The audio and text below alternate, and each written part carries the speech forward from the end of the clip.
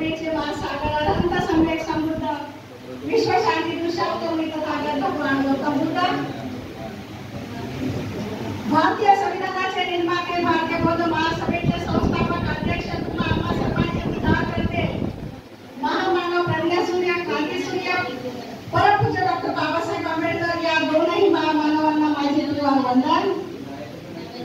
याच मातृसंस्थेचे द्वितीय अध्यक्ष चैत्यस्तूपाचे निर्माते बौद्धाचार्यांचे जनक भैयासाहेबजी आंबेडकर यांच्या कार्याला मी त्रिवार वंदन करते। आमच्यासारख्या मुख्य महिलांना बोलायला लावून मानाचं स्थान देणारे आमच्या आईसाहेब महाउपासिका मीराताई आंबेडकर यांच्या विश्वभर वायुगतीने चाललेल्या धम्मकार्याला आणि ताईला सुद्धा मी त्रिवार वंदन करते। याच मातृसंस्थेचे प्रमुख सल्लागार आदरणीय बाळासाहेब आंबेडकर यांनाही मी जयभीम करते। हिंदू मिलचे सरसेनानी आनंदरावजी आंबेडकर यांनाही जयभीम करते। या भारतीय बौद्ध महासभेचे सध्या ट्रस्टी आणि अध्यक्ष आदरणीय भीमरावजी आंबेडकर साहेब यांनाही मानाचा जयभीम आहे। या ठिकाणी भारतीय बौद्ध महासभेचे सन्माननीय अध्यक्ष त्यांची कार्यकारिणी दयानंद बडेकर गुरुजी सरचिटणीस राजेंद्र सत्वडीर कोषाध्यक्ष सागर गांगुर्डे हिशोब तपासणी सुनील बनसोडे गुरुजी सचिव मुंबई प्रदेश महादेव गायकवाड सचिव मुंबई प्रदेश मंगेश अडसळे संरक्षण सचिव मुंबई प्रदेश ए जाधव गुरुजी संघटक मुंबई प्रदेश तसेच या ठिकाणी असलेल्या आमच्या महिला विभागाच्या आदरणीय स्वातीताई गायकवाड आमच्या केंद्रीय शिक्षिका विनीताताई येळंजे शालिनीताई गवई सगळ्यांची इतकी नावं नाही लक्षात राहत। या ठिकाणी आमचे पूजनीय भिक्खू आणि त्यांच्या पवित्र भिक्खू संघास माझा त्रिवार वंदन आहे।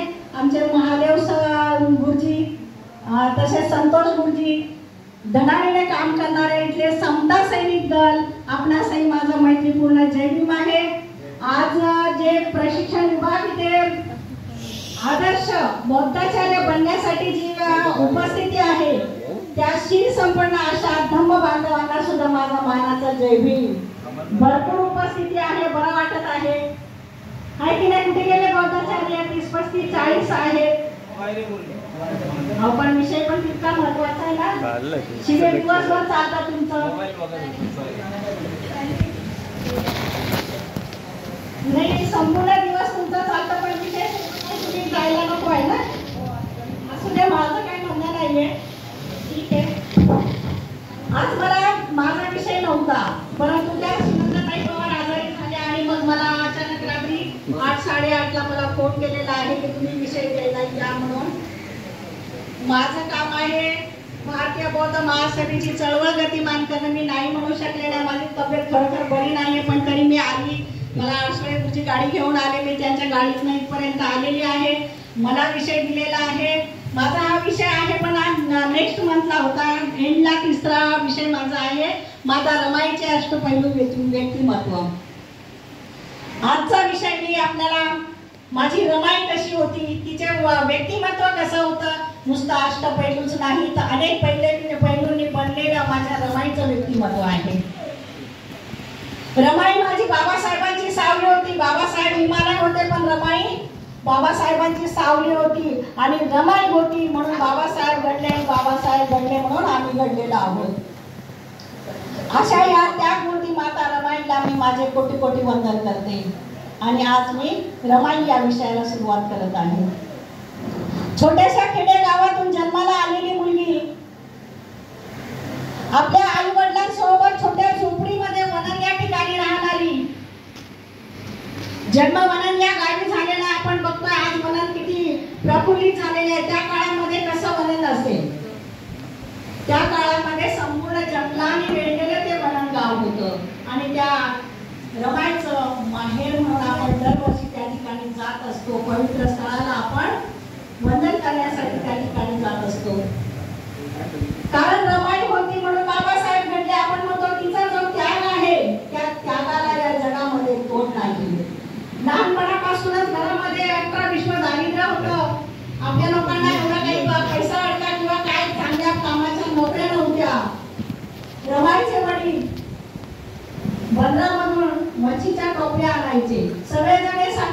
मातीच्या टोपल्या आणायचे. ज्यावेळेस आम्हाला आमच्या सावलीचा विटाळ व्हायचा, आमच्या शब्दांचा विटाळ व्हायचा, त्या काळामध्ये रमाईचे वडील काय करायचे, माशाच्या टोपल्या आणायचे. पण त्या टोपल्या भरलेल्या नसायच्या. आपण सांगतो त्या मच्छीच्या टोपल्या आणायच्या. आमच्या स्पर्शाने विटाळ होत होता, तर मच्छीच्या आम्ही आणलेल्या मच्छीची टोपली ती खाली होईल का? कारण एका महाराणी एका शूद्राने त्याला स्पर्श केलेला असतो. परंतु रिकाम्या टोपल्या त्यांचे वडील वाहण्याचं काम करत होते. अशा प्रकारे रमाई आपल्या आई वडिलांबरोबर खुश होती, छोट्याशा झोपडीमध्ये आनंदात राहत होती. पण घरामध्ये काट कसरत रमाईच्या आईने तिला शिकवलेली आहे. रमाच्या घरामध्ये खाणारी तोंड भरपूर होती. मोठी मुलगी आहे, ती थोडीशी पायाने अपंग होती, तिचं लग्न झालेलं आहे. त्या काळामध्ये 11 वर्षामध्ये मुलीचं लग्न करून द्यायचे. आणि ती गेल्यानंतर या ठिकाणी गौरा आणि रमा या 2 मुली होत्या. मग आजूबाजूच्या महिला रमाईच्या आईला म्हणू लागल्या, अगं तुला मुली होत नाही, आपल्या गावच्या शंकराला नवस कर म्हणजे मुलगा होईल. त्या काळामध्ये या अंधश्रद्धेतून बाहेर काढणार कोणी नव्हतं. आणि सहज म्हणून त्यांनी देवाला नवस केला. योगायोगाने मुलगा झाला, त्याचं नाव शंकर ठेवण्यात आलं. ज्या शंकरने रमाईच्या सुरुवातीपासून तर मृत्यूपर्यंत साथ दिलेल्या असे रमाईच्या भावाने त्या ठिकाणी जन्म घेताना घरात आनंदी वातावरण झालेलं आहे. परंतु इकडे रुक्मिणीची तब्येत ढासळत चाललेली आहे, वडिलांची तब्येत ढासळत चाललेली आहे. आणि माशाच्या टोपल्या खात असताना त्यांना सतत छातीतही दुखायचं. पण आपल्या घराचा या 4-5 मुलांना त्यांची तोंड बघून आपलं दुःख बाजूला ठेवून ते माशाच्या टोपल्या आणू लागले. आणि असं करत असताना इकडे त्यांच्या छातीमध्ये त्रास होत होता. तरी दुःखाची झळ आपल्या चेहऱ्यावर न दाखवता मुलांमध्ये सायंकाळी येऊन हसत खेळत मुलांमध्ये ते वावरू लागलेलं आहे. कालांतराने शंकराच्या जन्मानंतर रमाईच्या आईची तब्येत खालावत चाललेली आहे. तिला जे मूल झालेलं आहे त्यांचं ते बाळपण तिला झेपवलेलं नाही आणि ती नीट वागू लागलेली आहे. आणि कालांतराने पहिला आघात रमाईवर झाला असेल तो आपल्या आईच्या मृत्यूचा. तिच्या आईची ज्यावेळेस मृत्यू झाला त्यावेळेस रमाई लहान होती. आणि त्या रमाईला 7 वर्षाची असताना पहिला धक्का बसला. म्हणजे तिची प्रेमळ आई तिला सोडून गेलेली आहे. काय करावं रमाईला कळत नव्हतं. शंकर अगदी लहान होता. रात्रभर त्याला मांडीवर घेऊन रमाई बसलेली आहे. गौराला एका बाजूला घेतलेला आहे, शंकरला एका बाजूला घेतलेला आहे. आणि ती आपल्या डोळ्यातल्या अश्रूंना वाट करून देते. लहान बालकाच्या मांडीवर झोपली आणि मग ती आकाशाकडे हात करून म्हणते, आई तू काय एवढ्या लवकर सोडून गेली? अगं शंकरला तुझी आता गरज होती. रमाई रात्रभराच्या भिंतीला पाठ लावून दोघं भावंडांना मांडीवर घेऊन बसू लागली. आणि कालांतराने थोड्या दिवसांनी घरामध्ये चणचण भासू लागली. त्यावेळेस रमाई गौराला सांगू लागली की तू शंकरला मांडीवर घेऊन बस, मी आता सरपणाची लाकडे घेऊन येते. आणि रमाई लाकडे घ्यायला गेली. दुखण्याचा मोठा डोळा लागलेला होता. छातीच्या दुखण्याने त्याला सावरत नव्हतं म्हणून ते त्या ठिकाणी झोपी गेलेली आहे. सायंकाळी चूल पेटवायची आहे, जर लागलं नाही तर चूल कशी पेटणार म्हणून माझी रमाई उठते आणि लाकडा घ्यायला जंगलात म्हणून जाते. आणि त्या जंगलामध्ये जशी जशी ती जंगलाच्या आत जाऊ लागली तशी तिला लाकडं जास्त भेटू लागली. आणि लाकडं भेटल्यानंतर तिला सायंकाळ कधी झाली कळालं नाही. डोक्यावर मोठी मोळी घेतली तिने आणि रस्त्याने निघून लागली. इकडे वडिलांचे डोळे उघडले आणि म्हणतात माझी रमा नाही आहे इथे. तेव्हा गौरा म्हणते की बा ती आताच लाकडं आणायला गेलेली आहे. आणि मग त्या बापाच्या काळजामध्ये धन झाला, एवढा काळोख झालेला माझी रमा कधी खाली येईल. ती आता एवढ्या डोंगराच्या आत गेलेली असेल तर एखाद्या प्राण्याने तिचे भक्षण केलं तर काय करू मी. आणि मग त्या वेड्या बापाची माया आपल्या छातीला हात लावत लावत त्या डोंगराच्या दिशेने ते जाऊ लागले. जाताना ते रमाला हात मारू लागले, अगं रमा तू कुठे आहे, खाली ये, काळोख झालेला आहे. आणि रमा त्या वडिलांच्या आवाजाने जागी झाली आणि मग त्या आजूबाजूला बघते, अरे बापरे काळोख झालेला आहे आणि रमा रस्त्याला लागलेली आहे. रमा रस्त्यावर आली, दूरच बापाला बघितलं आणि म्हणते बाप वरती डोंगरावर चढू नको, मी खाली येत आहे. बापाला बघताना तिने जरा जरा पावलं टाकले, बापाच्या दिशेने ती येऊ लागली. येत असताना तिच्या डोक्यावरची गोळी मोळी घेऊन येत आहे, ती मोळी मला घ्यायला पाहिजे म्हणून झपाझप पावलं टाकून आपल्या लेकीच्या रस्त्याकडे जाऊ लागले. जात असताना त्याच ठिकाणी त्यांना छातीमध्ये कळ आली आणि रमाच्या समोर त्यांना एक रक्ताची उलटी झाली. त्याच ठिकाणी आपल्या पित्याचं दुसरा निधन रमाईने त्या ठिकाणी बघितलेलं आहे. रमाईने आपल्या डोक्यावरची मोळी बाजूला केली आणि बापाजवळ जाऊन ओरडून हातीच्या दुखण्याने त्यांना सावरत नव्हतं म्हणून ते त्या ठिकाणी झोपी गेलेले आहेत.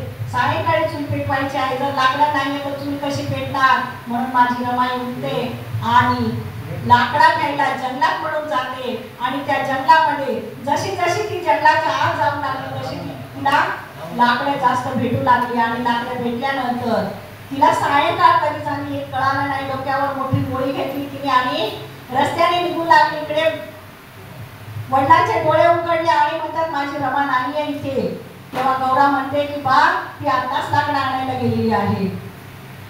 आणि मग त्या बापाच्या काळजामध्ये धन झाला, एवढा काळोख झालेला आहे, माझी रमा कधी खाली येईल.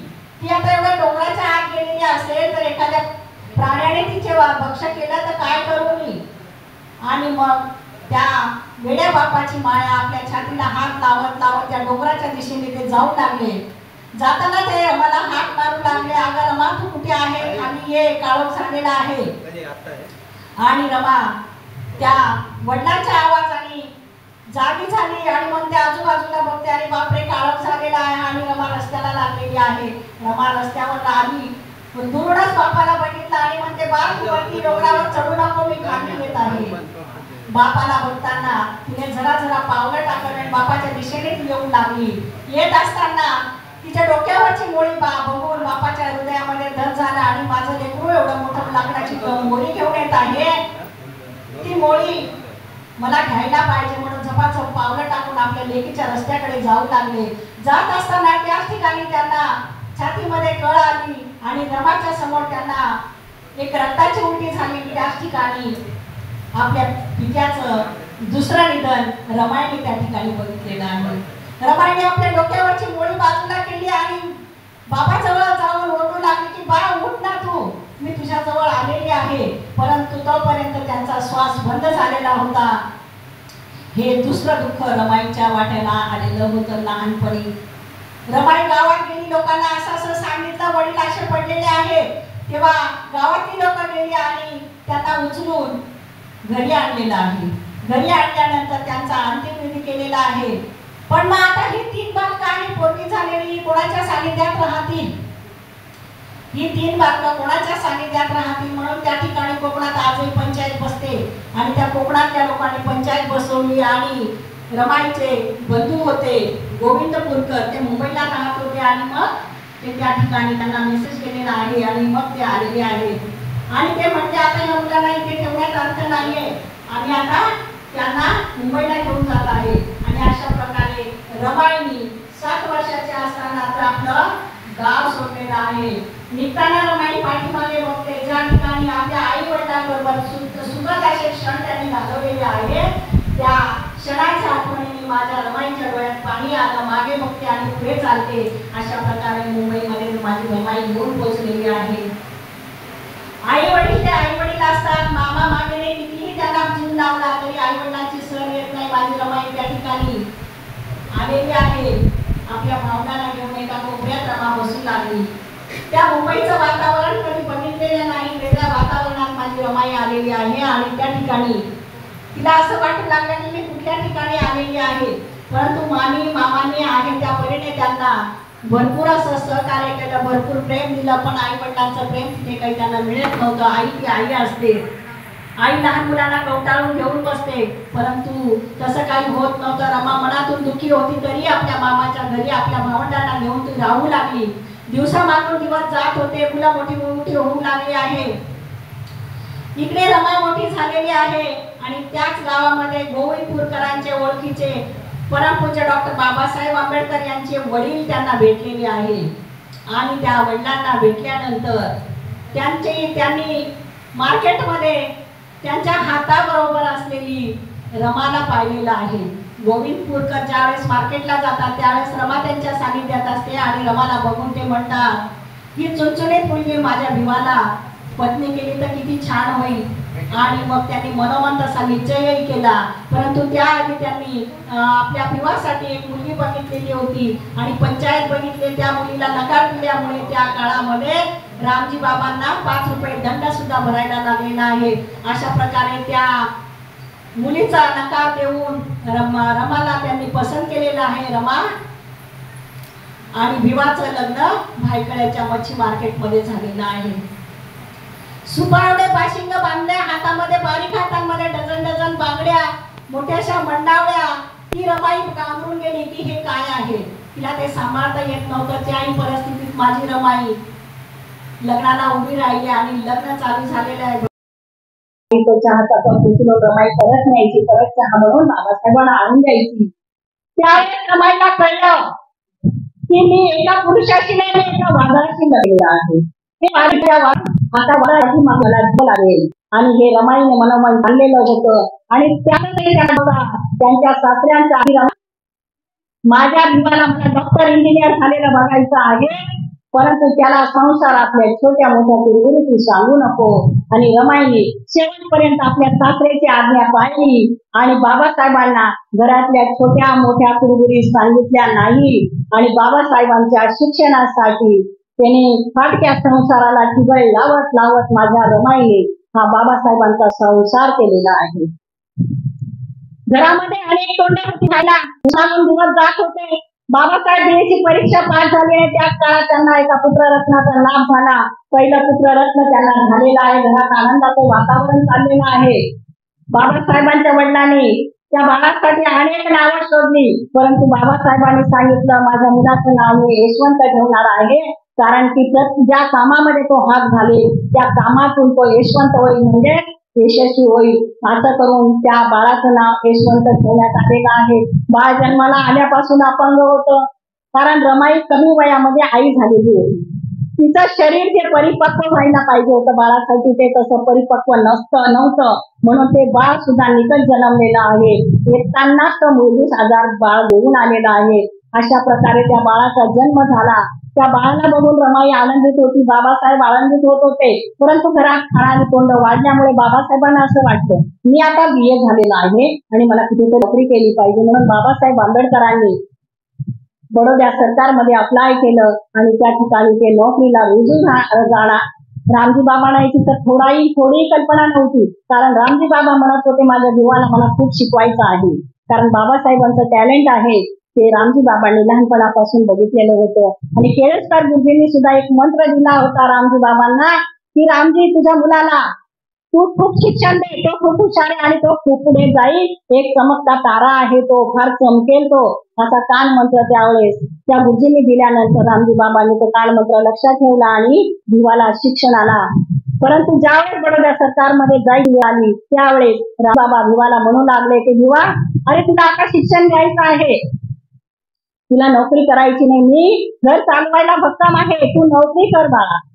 पण भिवा म्हटला बाबा घरामध्ये खाणारी एवढी तोंड आहे, आता माझा परिवार वाढला, माझी पत्नी आहे, माझं मुल आहे, तुमच्या एका पेन्शन मध्ये होत नाही बाबा. बाबांनी सांगितलं नको भिवा, मी पाहिजे तू काही करेल, पण तू मला इथे पाहिजे आणि इथे तू चांगलं शिक्षण घेतलं पाहिजे. बघा बाबासाहेब आंबेडकरांच्या वडिलांनी शिक्षण घेण्यासाठी त्यांची बहीण होती सगळ्यात मोठी, तिच्या घरची परिस्थिती चांगली होती.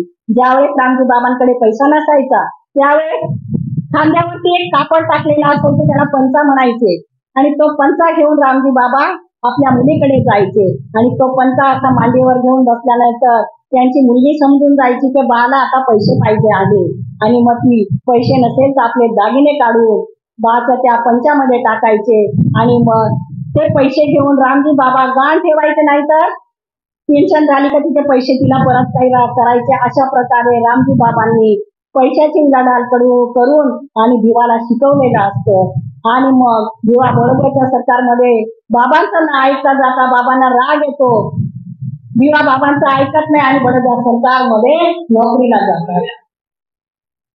त्या नोकरीला गेल्यानंतर नोकरी बाबासाहेबांना मिळाली हे आनंद होतं, परंतु त्या ठिकाणी माझ्या जीवाचा किती प्रकारे अपमान होईल, कारण बाबासाहेब लहानपणापासून रागिष्ट होते आणि ते संयमी नाही हे रामजी बाबांना माहित होतं. म्हणून त्यांनी सांगितलं की जीवा तू तिथे नोकरी करू नको.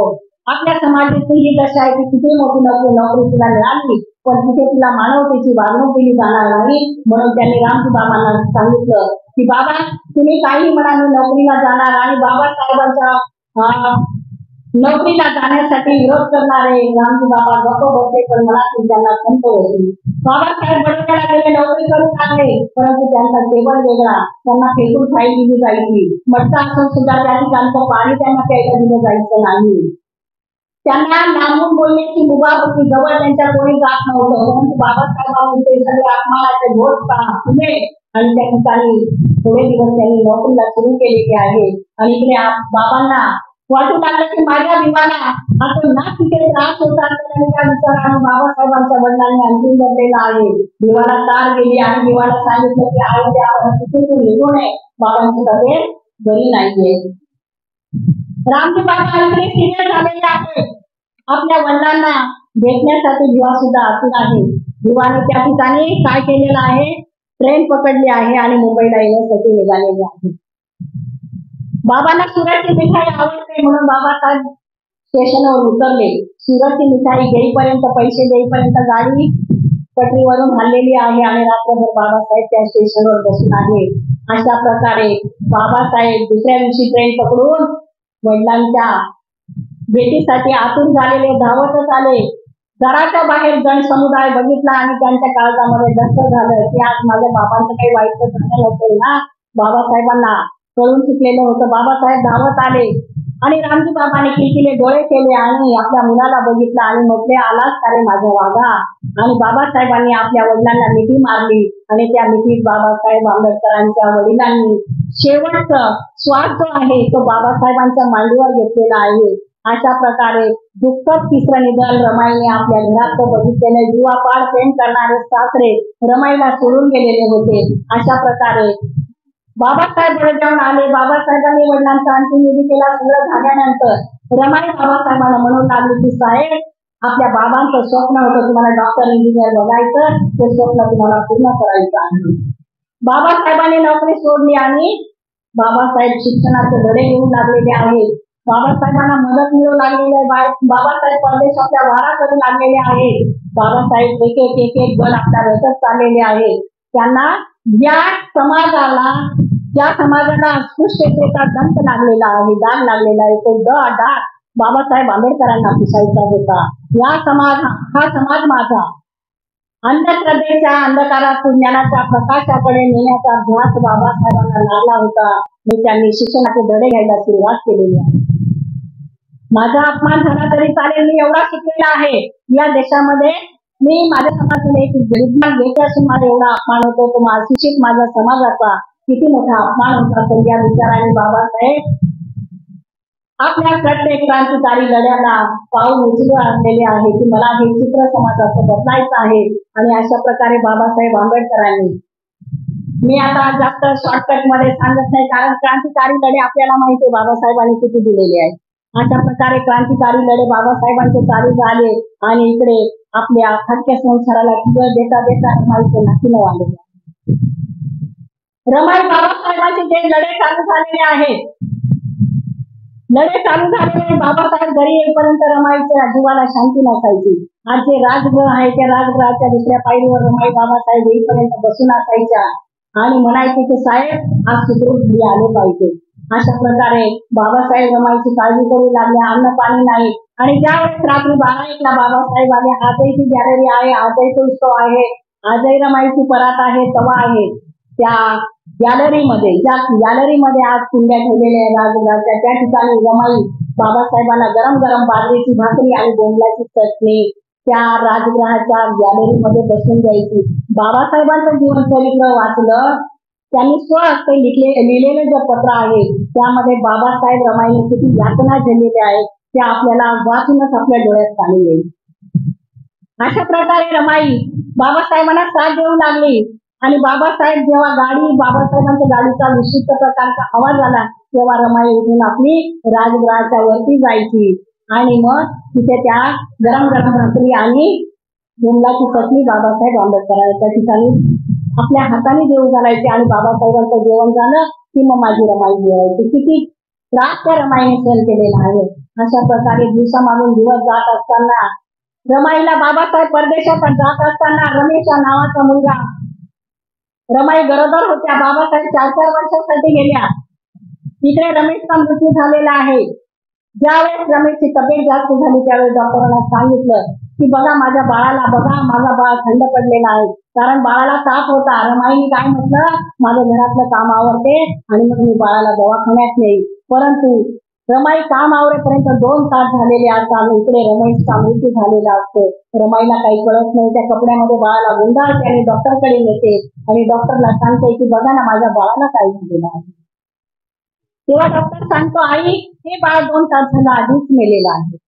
बघा ती रमाई इतकी भोळी होती. काम आवरत आवरत आवरत तिला बाळाकडे लक्ष द्यायला वेळ नाही. तिला असं वाटलं माझं बाळ झोपलेलं आहे आणि त्या बाळाने 2 वर्षाच्या आतच रमाईच्या पासून अलग झालेला आहे. बाबासाहेबांनी त्या बाळाला बघितलेले नाही तरी बाबासाहेब म्हणायचे की माझी मुलं आता मूड असतील. बाबासाहेब परदेशातून आल्यावर रमाईला विचारते, रमा माझं बाळ कुठे आहे, रमेश कुठे आहे. तेव्हा बाबासाहेबांना रमाई सांगायची, साहेब मी जर तुम्हाला बाळांची ही हकीकत सांगितलं तर तुम्ही परदेशातून आपल्या मुंबईमध्ये निघून याल आणि तुमचं शिक्षण अपूर्ण राहील. म्हणून रमाईने 3 मुलं रमाईचे बाबासाहेबांच्या म्हणजे बाबासाहेब परदेशात असताना त्या मुलांचा मृत्यू झालेला आहे. हिंदू सुंदर नक्षत्र सारखी मुलगी होती, तिचाही मृत्यू झालेला आहे कारण सकस आहार त्या मुलांना नव्हता. त्यांच्या ज्या आईने जन्म दिला तिला सकस आहार नव्हता. म्हणून प्रत्येक मुलं हे मूलभूत होऊन 2-2, 2.5 वर्षामध्ये रमाईला सोडून गेलेली आहे. आणि ही 3ही मुलं बाबासाहेबांना झाली त्यावेळेस बाबासाहेब परदेशात होते. रमाईला साथ देणारं कोणी नव्हतं. रमाई स्वतः चुलीजवळ रडून घ्यायची, डोळे पुसून गप्प बसायची. मुलं तर बिना दवा पाण्या वाचून गेलेले आहे पण रमाईला जगणं होतं कारण येणाऱ्या पतीला त्यांचं घर शाबूत ठेवण्यासाठी रमाईला जगणं होतं. म्हणून रमाई जगू लागलेली आहे पण मरणाहून मरण यातनाची भोगू लागलेली आहे. रमाई बाबासाहेब परदेशात असताना सुद्धा त्यांनी आपल्या शिलाचं पालन केलेलं आहे. रमाई घरामध्ये चूल पेटत नव्हती. लक्ष्मीने सांगितलं तर आपण वखारीत कामाला जाऊ.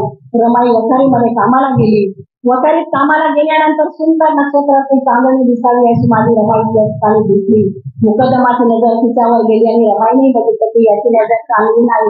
परंतु दिवसभर काम केलं नाही तर सायंकाळी चूल पेटणार नाही म्हणून दोघींनी दिवसभर काम केलं आणि 5 वाजेला ज्यावेळेस त्या पगार घेण्यासाठी गेल्या त्यावेळेस मुकदम म्हटला की तुम्हाला आज मी टाइम देईल, तुम्ही आज जास्त काम करा. रमाईने त्याची चाल ओळखली आणि रमाईने लक्ष्मीचा हात धरलेला आहे. आपली जाव लक्ष्मी तिचा हात धरलेला आहे. मागच्या दाराने पळत आपल्या घरी निघून आली. घरी आली चुलीजवळ बसली. डसा रडू लागली, घाम झाली रमाई. तेव्हा लक्ष्मी तिला बोलू लागली, अगं लक्ष्मी तुला काय झालं आहे. त्यावेळेस लक्ष्मी म्हणते की आज मला त्या मुकदमची नजर मला चांगली वाटली नाही लक्ष्मी. आज आपण पाणी पिऊन झोपू परंतु मला त्याचा पैसाही नको त्याचं कामही नको. बघा मुकुंदराय आणि यशवंतराव हे दोघं समवयस्कर होते. घरामध्ये काही नव्हतं. रमाईने पिठाचा डबा काढला, ते पीठ पाण्यामध्ये उकळवलं आणि त्या मुलांना ग्लास भरून प्यायला दिला आणि दोघी जावांनी घटाघटा पाणी पिलं आणि हातूनावर पडलेले आहे. अशी भयान परिस्थिती त्या मातेने काढलेली आहे. आज आमच्याकडे काय आहे तिच्या त्यागामुळे. आमच्यामध्ये भरजारी साडी आहे, 4 चाकी गाडी आहे, 5 मजली माडी आहे. ही फक्त आणि फक्त बाबासाहेब आंबेडकर रमाईची ही देण आहे, त्यांच्या त्यागाची देण आहे. म्हणून आज आम्ही सुखाचं जीवन या ठिकाणी जगत आहे.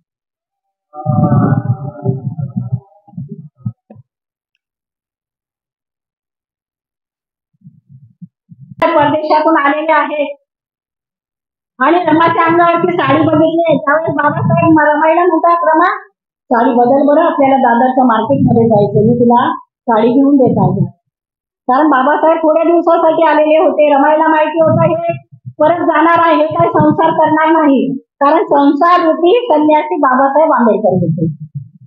रमाला घेऊन त्यांनी दादरच्या मार्केटला गेले. प्रत्येक दुकान त्यांनी पालथं घातलेलं आहे. रमाईला एकही साडी आवडली नाहीये. ज्यावेळेस बाबासाहेब म्हणतात, रमा अगं प्रत्येक दुकान मी तुला दाखवलं, प्रत्येक साडी तुला दाखवली, तिचा आवडली नाही. त्यावेळेस रमा म्हणते, साहेब एक पत्नी केव्हा चांगल्या साड्या घालते तिचा पती जेव्हा जवळ असेल तेव्हा. साहेब मी एवढी भारी साडी घालून कोणाला दाखवू, मला एकही साडी पसंत, साड्या मला सगळ्या पसंत होत्या, पण साहेब एवढी भारी साडी घालून मी तरी कोणाला दाखवू. त्यावेळेस बाबासाहेब म्हणू लागले की रमा तू थोडी अजून शिकलेली राहिली असती तर माझ्या इकडे तू गेली असती. अशा प्रकारे पतीने म्हणजे इतकी संयमी आणि समजदारी माझ्या रमाईमध्ये होती. शिक्षणाचा अभाव होता रमाईमध्ये, परंतु रमाई माझी फार छान संसार रमाईने चालवलेला आहे. बाबासाहेबांचे ज्यावेळेस लढे चालू झालेले त्यावेळेस नायगाव मध्ये रमाईने एक सभा घेतलेली आहे. आपल्याला माहिती नाही, दुर्मिळ पुस्तकामध्ये ही माहिती मला मिळाली आहे. आणि त्या सभेमध्ये रमाईने महिलांना आवाहन केलेलं आहे की बाबासाहेब जे राम मंदिराचा सत्याग्रह करणार आहे त्या सत्याग्रहाला आपल्याला जायचं आहे. त्या महिलांनी सगळ्यांनी होकार दिला. बहिणीनं फाटक्या साड्यांमध्ये फाटक्या चप्पलमध्ये सगळ्या महिला नाशिकच्या काळाराम मंदिराच्या सत्याग्रहामध्ये रमाईने सांगितल्यामुळे त्या सत्याग्रहामध्ये सामील झालेल्या आहे. त्याच्यामध्ये राधाबाई नावाची मुलगी बाई आहे. 7 महिन्याचं बाळ पोटामध्ये आहे, 5 महिन्याचं बाळ हाताशी धरलेलं आहे आणि बाबासाहेबांच्या बरोबरीने झपाझप पावलाची ताकद चालू लागलेली आहे. सहज बाबासाहेबांचं त्या बाईकडे लक्ष गेलं आणि बाबासाहेब तिला म्हणू लागले, अगं बाई, अगं तू गरोदर आहे, तुझ्या हाताला 5 वर्षाचं बाळ आहे, तू किती वेळ चालणार आहे, तू घरी जा, तिथे काही होऊ शकतं. त्यावेळेस त्या बाईने बाबासाहेबांना उत्तर दिलं, साहेब माझं पोटातलं बाळ नेलं तरी चालेल, मला हाताशी धरलेलं बाळ नेलं तरी चालेल साहेब, पण काळाराम मंदिराचा दरवाजा उघडल्याशिवाय मी तुमची साथ सोडणार नाही. आणि खरोखर बाबासाहेब आंबेडकर ज्यावेळेस काळाराम मंदिराच्या परिसरात पोहोचले त्यावेळेस बाबासाहेबांवर दगडांचा वर्षाव होऊ लागला. कार्यकर्त्यांनी बाबासाहेबांवर छत्री धरलेली आहे. बाबासाहेबांना इजा होऊ नये म्हणून प्रत्येक कार्यकर्ता बाबासाहेबांच्या पुढे येऊ लागलेला आहे. तशीच ती राधाबाई सुद्धा पुढे गेली. पुढे गेल्यानंतर जो दगड आला, 5 वर्षाचा जो मुलगा होता त्याच्या पाठीमागच्या मेंदूला तो दगड लागला आणि तो मुलगा जागच्या जागी गतप्राण झालेला. बाबासाहेबांनी ते बघितलं आणि त्याला सांगितलं की तू जा, आता इथून तरी जा. ती म्हटली, नाही साहेब, माझं बाळ मेलं तरी चालेल, पण हा तुम्ही मानव मुक्तीचा जो लढा देत आहात त्या लढ्यामध्ये मी माघार घेणार नाही. त्या बाळाचं ब्रेक तिने पडू दिलेलं आहे, रस्त्याच्या कडेला प्लेट ठेवलेला आहे आणि बाबासाहेबांबरोबर काळाराम मंदिराच्या सत्याग्रहामध्ये ती दिसलेली आहे.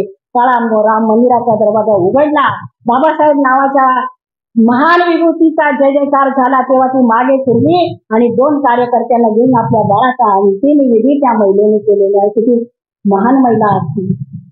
तर त्या कार्यकर्त्यांनी त्या ठिकाणी त्या महिलेला साथ दिलेली आहे. बघा, खिशामध्ये पैसा नाही, शरीरावर कपडे नाहीये, पाठीमागून शर्ट फाटलेले, पायात चप्पल नाही, खिशामध्ये 5 पैसे नाही, पण निष्ठावान कार्यकर्ते बाबासाहेबांबरोबर होते म्हणून बाबासाहेब प्रत्येक क्रांतिकारी लढे लढलेले आहेत. आज आमच्याकडे पैसा आहे, गाडी आहे, बंगला आहे, लक्झरी जीवन आम्ही त्यांनी केलेल्या दुःखामुळे आज भोगत आहोत, पण बऱ्याच जणांना त्याची जाणीव नाही. आज आमचा हॉल भरलेला पाहिजे होता पण नाही. आम्हाला त्या लक्झरी जीवनामधून बाहेर पडायची आम्हाला काहीच गरज नाहीये, कारण सगळं काही सहजासहजी मिळालेलं आहे. आणि कुठेतरी आपण बाबासाहेबांना विसरलो की काय अशी शंका मनामध्ये येते. अशा प्रकारे रमाईने बाबासाहेबांना साथ दिलेली आहे. बाबासाहेबांना 4थं बाळ होतं राजरत्न. बाबासाहेब त्यावेळेस मुंबईमध्ये नोकरी करतात आणि मग 450 रुपये पहिला पगार येतो आणि बाळ होतं त्यांना राजरत्न. हुबेहूब बाबासाहेब आंबेडकरांची प्रतिकृती आणि ते राजरत्न याच राजगृहामध्ये जन्माला आलेला आहे. आणि त्या बाळाला बघून बाबासाहेब आनंदित व्हायचे. कोणत्याच मुलाला बाबासाहेबांनी कधी खांद्यावर घेतलं नाही, पण तो राजरत्न बाबासाहेबांच्या गाडीचा आवाज आला की दाराजवळ जाऊन उभा राहायचा. बाबासाहेब दूध काढत नव्हते, काही नव्हते, त्या बाळाला उचलून खांद्यावर घ्यायचे आणि म्हणायचे, बाळाने सगळे माझे बालक मला सोडून निघून गेले, पण तू आहे, माझा आधार आहे, मला अजून कोणाचा आधार असणार आहे, माझा यशवंतचा अपंग आहे. त्यावेळेस त्या बाळाला घेऊन बाबासाहेब आनंदित व्हायचे. पण कालांतराने त्याही बाळाला निमोनिया झाला आणि 2-2.5 वर्षानंतर त्या बाळाचं निधन. प्रथम त्या पहिल्या मुलाचं निधन बाबासाहेब आंबेडकरांनी आपल्या मांडीवर घेतलेलं आहे आणि राजरत्नाने बाबासाहेबांच्या मांडीवर अखेरचा श्वास घेतलेला आहे. तर बाबासाहेबांनी पहिला मृत्यू बघितला आपल्या मुलाचा आणि गाय मोकळून बाबासाहेब रडू लागलेले आहेत. दिवसभर त्या बाळाला सोडायचं नाव घेत नव्हते बाबासाहेब. सगळे कार्यकर्ते बाबासाहेबांजवळ आले. बाबासाहेब दुपार झाली, बाळाला अंतिम विधीसाठी सोडा. बाबासाहेब म्हटले नाही, मी त्याला सोडू शकत नाही. त्याला जोरजोरात आवाज देऊ लागले, अरे राजरत्न बाळा उठ ना. पण राजरत्न गेलेला होता तेव्हा कोणीतरी सांगितलं की आई तुम्ही बाबासाहेबांना समजावा, जिने 9 महिने आपल्या बाळाला आपल्या पोटात वाढवलेलं आहे आणि ते बाळ या जगामध्ये येईल, आपल्या बाबासारखं हुशार होईल, असं मनोरथ रचणाऱ्या माझ्या रमाईने उठली. तिने काळजावर दगड ठेवून डोळ्यातल्या अश्रूंना थांबवलं आणि जाऊन बाबासाहेबांच्या खांद्यावर तिने हात ठेवला आणि बाबासाहेबांना म्हणते, साहेब स्वतःला सावरा. व तुम्हाला असे अनेक राजरत्न बघायचे आहे साहेब, अशा अनेक राजरत्नांचं तुम्हाला डॉक्टर व्हायचे आहे. बाबासाहेबांनी रमाईला बघितलं, रमाईच्या डोळ्यात अश्रू नव्हते. बाबासाहेबांनी विचार केला, माझ्या रामूने या बाळाला जन्म दिला, तिने एवढं दुःख पचवण्याची शक्ती तिच्यामध्ये आहे. रमाईचे शब्द ऐकले आणि बाबासाहेबांनी त्या बाळाला अंतिम विधीसाठी दिलेला आहे. त्या अंतिम विधी करत असताना रमाई गाय मोकळून बैठले आहे. रमाईने आपल्या पतीजवळ आपलं दुःख व्यक्त केलेलं आहे. कारण ज्यावेळेस गंगाधर मृत्यू पावला त्यावेळेस रमाईजवळ कोणीच नव्हतं आपलं. ज्यावेळेस रमाच्या गंगाधरला ताप आलेला होता, रमाईने बाबासाहेबांना पत्र पाठवलेलं होतं की साहेब गंगाधर खूप आजारी आहे, डॉक्टरला पैसे देण्यासाठी माझ्याकडे काही नाही, मला काहीतरी पैसे पाठवा, डॉक्टरची उधारी बाकी आहे. त्यावेळेस साहेबांनी सांगितलं की रमा आज मी पापडाच्या एका पावाच्या एका तुकड्यावर मी दिवस काढत आहे, रमा मी तुला काय देऊ. आणि त्यावेळेस बाबासाहेबांनी रमाईला ते लिहिलेलं पत्र, रमाईचं काळजात दस्त होतं आणि रमाई म्हणते, साहेब इथून पुढे मी तुम्हाला काही सांगणार नाही. आणि गंगाधरचा मृत्यू झालेला आहे. गंगाधरला डॉक्टरकडे नेत असताना फाटक्या साडीमधून त्या गंगाधरच्या शरीराचा तप्त जो स्पर्श आहे तो स्पर्श रमाईला जाणवत होता. आणि रमाई म्हणत होती, बाळा तुला किती रे ताप आहे. रमाईचं त्या तापाचा स्पर्शाने तिचं काळीज जळत होतं, परंतु त्या तप्त शरीराचा जो ताप आहे तो ताप माझ्या रमाईने बाबासाहेबांपर्यंत कधीच पोहोचू दिला नाही. अशी माझी रमाई त्या गंगाधरचा या प्रकारे मृत्यू झालेला आहे. आणि एकमेव हा राजरत्न बाबासाहेबांना सोडून गेलेला आहे. राजरत्न गेल्यावर बाबासाहेब आठवडाभर त्या खोलीमध्ये रडत बसायचे आणि मग त्यावेळेस कार्यकर्ते येऊन थांबायचे. त्यावेळेस दार ठोकून रमाई सांगायची, साहेब तुम्हाला भेटायला लोक आले, तुमच्याकडून अपेक्षा आहे साहेब, तुम्ही असे जर बसत राहिले तर या समाजाला वरती कोण काढणार आहे. म्हणून बाबासाहेबांनी रमाईचे शब्द ऐकले, दरवाजा खोलला आणि मग त्यांनी आपल्या कार्याला सुरुवात केलेली आहे. बाबासाहेब क्रांतीला देत होते, इकडे रमाई त्यांच्यासाठी उपवास करत होती. रमाईने रुक्मिणी पांडुरंग विठोबा याला नवस केलेला असतो की माझं तुमचं गेलं आहे तसं शाबू ठेवू दे. आणि अशा प्रकारे ज्यावेळेस बाबासाहेब बाहेर असताना नवस केलेला असतो आणि बाबासाहेब लढे देऊन घरी येतात, तेव्हा बाबासाहेब रमाईला म्हणते, साहेब मला एकदा तरी त्या पंढरीच्या विठोबाचं दर्शन घ्यायला घेऊन चला ना. त्यावेळेस बाबासाहेबांनी सांगितलं, अगं रमा वेळ झाला ना, सॉरी मला खूप वेळ लागला, मला त्या विठोबा रमाईचं दर्शन घ्यायचं. तर बाबासाहेब रमाईला म्हणतात, अगं रमा ज्या विठोबाचा पायरीवरती माणसाने डोकं फोडून जन्मात आणलं त्या ठिकाणी मृत्यू जरी पावला तरी तो बाहेर येणार नाही, अशा विठोबाचं साथी दर्शनाचे हट्ट करते. अगं रमा मी अशी पंढरी निर्माण करते, त्यामध्ये डॉक्टर वरती इंजिनियर असणार आहे. आणि ती पंढरी म्हणजे 14 ऑक्टोबर 1956 पवित्र नागांच्या नाथभूमीत आम्हाला बाबासाहेब आंबेडकरांनी बौद्धाच्या ओटीत टाकलेला आहे. जो समुदाय बघितला आणि बाबासाहेबांना माझ्या रमाईची आठवण झाली. बाबासाहेबांना त्या गोळक्यामध्ये असं वाटलं, रमा मी तुला वचन दिल्याप्रमाणे मी इथे पंढरी निर्माण केली, पण माझी वारकरी मला दिसत नाही. बाबासाहेबांच्या डोळ्यामध्ये पाणी आलेलं आहे. आणि मग त्यांच्या द्वितीय पत्नी सविता आंबेडकर यांनी ते बघितलं आणि बाबासाहेबांच्या खांद्यावर हात लावून सांगितलं, साहेब स्वतःला सावरा. बाबासाहेबांनी स्वतःला सावरलेलं आहे. डोळ्यातले अश्रू पुसलेले आहेत आणि आम्हाला 22 प्रतिज्ञा दिल्या. आम्हाला आमची 22 प्रतिज्ञा देऊन आचारसंहिता लागू करून पवित्र अशा बुद्धांच्या ओटीमध्ये आम्हाला टाकलेलं आहे. अशी माझी रमाई बाबासाहेबांच्या संगतीला होती. बाबासाहेब ज्यावेळेस रमाईची तब्येत जास्त झाली बघा. रमाईला टीबी होता. जो रिपोर्ट आलेला होता तो रिपोर्ट रमाईने लपून दिलेला होता. कारण ज्यावेळेस तो रिपोर्ट आला त्यावेळेस बाबासाहेब शिखर चढत होते. एक एक शिखर उंच उंच चढत असताना रमाईला वाटलं माझ्या पतीला जर मी माझे रिपोर्ट दाखवले तर माझे पती सगळं सोडून माझ्याजवळ होती. रमाईने ते रिपोर्ट दाखवले नाही. रात्रभर बाबासाहेब रमाईजवळ बसले. रमाईची तब्येत जास्त झालेली. मी शॉर्टकट मध्ये सांगते. 11 वाजले. 2-3 तास रमाई मी कशी सांगू शकते, पण वेळ झालेला आहे. आपल्या वेळेचं आपल्या स्थितीचं भंग न करता रमाई रात्रभर झोपलत होती. बाबासाहेब रमाईजवळ बसले होते आणि पहाटे कधीतरी रमाईला डोळा लागला आणि बाबासाहेब बोर्डिंगच्या उद्घाटनासाठी निघालेले आहे. रमाईच्या रूम कडे बघतात. रमाई डोळे बंद करून पडलेली होती. बाबासाहेब थोडे पुढे नाही जाते की रमाईची तब्येत जास्त झालेली आहे आणि रमाई जास्त झालेली तब्येत. बाबासाहेबांना निरोप दिला. बाबासाहेब परतीच्या पावलेले आले आणि रमाईला बघितलं. बघतात रमाई शांत पडलेली आहे. त्यावेळेस बाबासाहेब म्हणतात की डॉक्टर बोला आणि माझ्या रमाला कुठला तरी डॉक्टर बोला आणि तिला बरं करा. परंतु डॉक्टरांनी सांगितले की रमाईची शेवटची इच्छा आहे, तिला काही नको आहे साहेब, तुम्ही जवळ बसा. आणि बाबासाहेब रमाई जवळ बसले आणि रमाईला बघून बाबासाहेब रडू लागले. रडता रडता बाबासाहेबांच्या डोळ्यातले अश्रू रमाईच्या गालावर पडले आणि ते अश्रू पुसताना रमाईने त्याच ठिकाणी अखेरचा श्वास घेतला. अशी माझी रमाई बाबासाहेबांची सावली झालेली आहे. तिच्या त्यामुळे बाबासाहेब रडले. अशी रमाई मी तुम्हाला सादर केलेली आहे. मला बोलायचं जय श्रीराम.